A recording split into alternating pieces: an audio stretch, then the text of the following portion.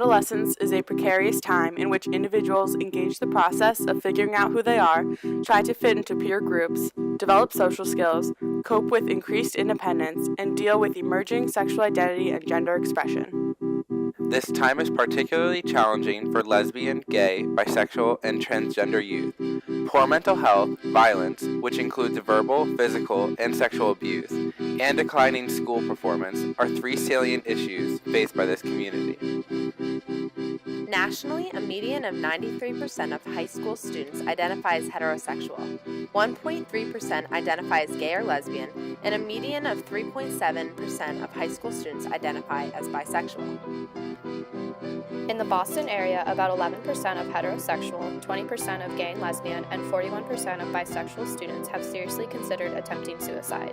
6.4% of heterosexual students, 33% of gay and lesbian, and 28% of bisexual high schoolers have made suicide attempts.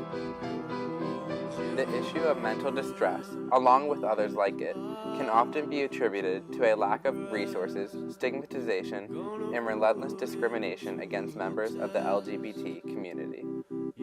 Nationally, 25% of gay, lesbian, and bisexual youth, as well as 55% of transgender students, have been assaulted on the basis of their sexual orientation, gender identity, or gender expression. As many LGBT youth are struggling to identify themselves with a gender and/or sexual orientation, they should not have to worry about their physical safety.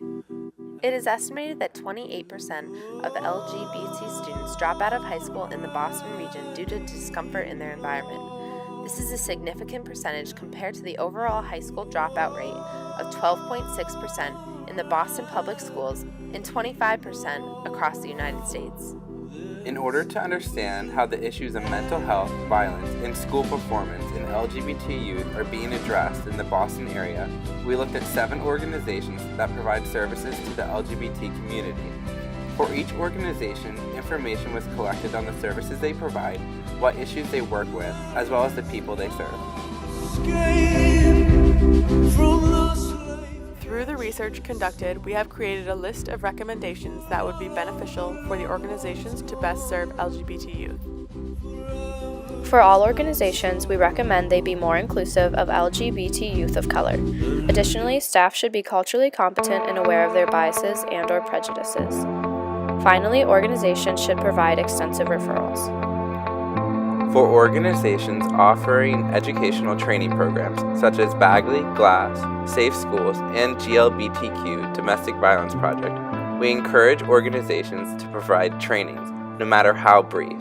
Furthermore, each training should be personalized to the group it is working with to optimize the results.